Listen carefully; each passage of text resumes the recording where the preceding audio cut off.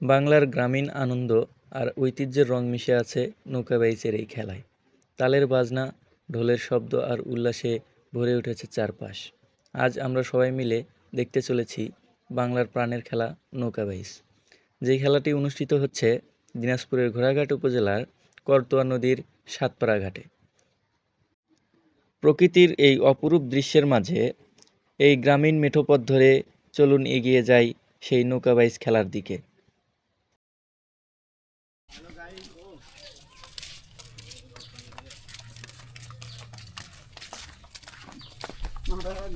ইনশাআল্লাহ আমরা খেলার উদ্দেশ্য করে হয়েছি সাতপাড়া নৌকার বাইজে আসো দেখা হবে।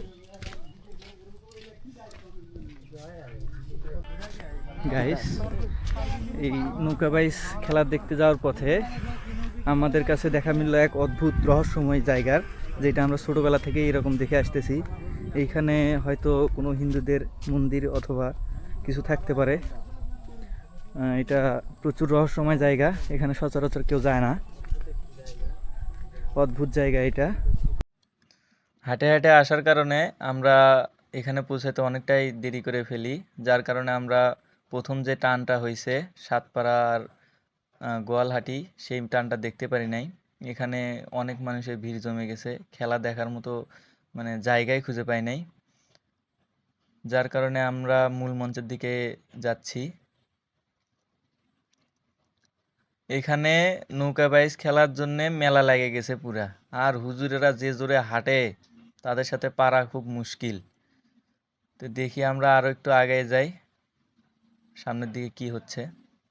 এখানে আমরা একটা নৌকা ভাড়া করব খেলাটা দেখার জন্য। এই নৌকার ভাইদের সাথে আমাদের দামাদামি চলতেছে, আর সামনে দেখতে পাচ্ছেন একটা নৌকা বাইচের জন্য প্রস্তুত করা হচ্ছে, বিশাল বড় নৌকা।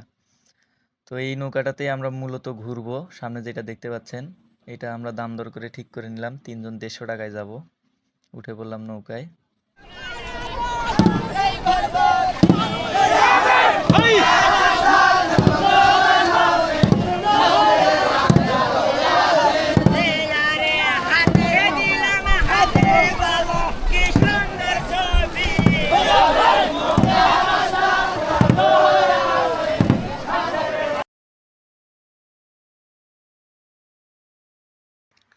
ঢাকের তালে তালে নৌকার মাঝিদের এই গানটি আমার কাছে বেশ ভালোই লাগলো। তারা বৈঠা ও ঢাকের তালে গান বলতেছে এবং নৌকা নিয়ে যাচ্ছে। আমরা এখন সবাই মিলে নৌকায় উঠে বসে পড়লাম এবং ঘুরে ঘুরে নদীর চারপাশটা আপনাদের দেখাবো। চারপাশে যত মানুষ আছে এটা আপনারা দেখেন এবং আমাদের সাথে উপভোগ করেন।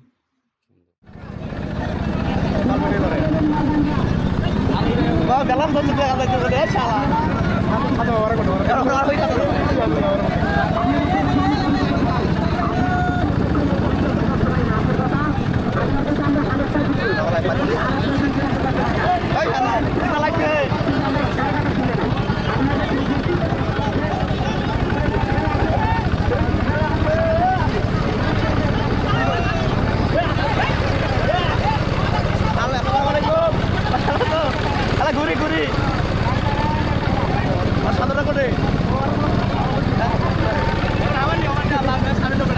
আমার নেই।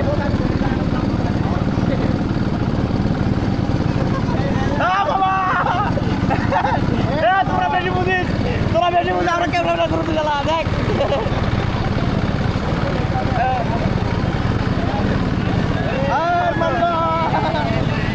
তোরা লাভ দিতে দেওয়া খাবার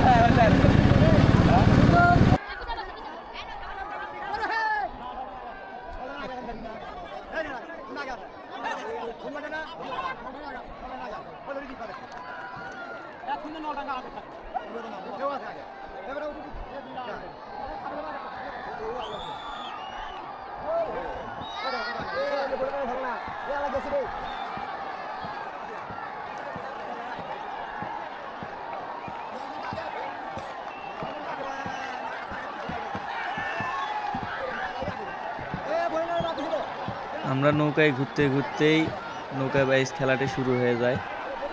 আমাদের নৌকাটা অনেক দূরে থাকে, যার কারণে আমরা ক্যামেরায় ভিডিওটা ভালোভাবে নিতে পারি নাই। নৌকা নদীর ওই সাইড দিয়ে গেছে, আমরা নদীর অন্য সাইডে ছিলাম।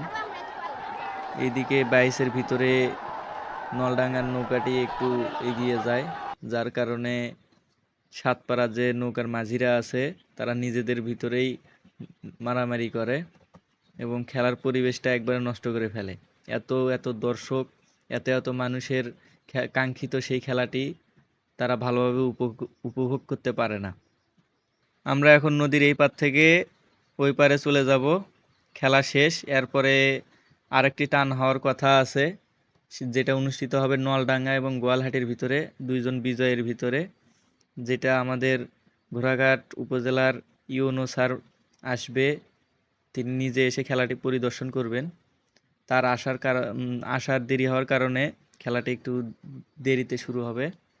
তো আমরা এখন নৌকার চড়ে ওই পাশে পার হচ্ছি, আপনারা সবাই দেখতে থাকুন।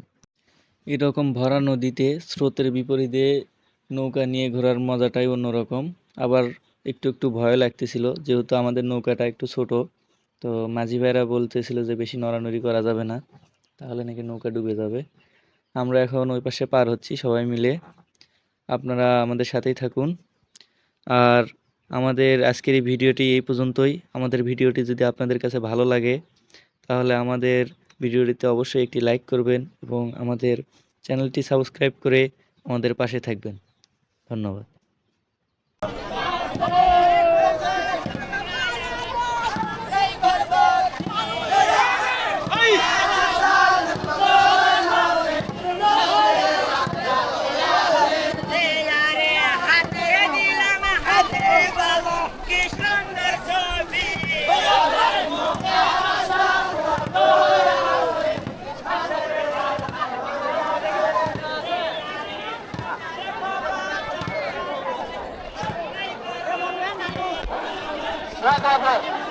আপনার সবাইকে ভাই ভাই ভাই ভাই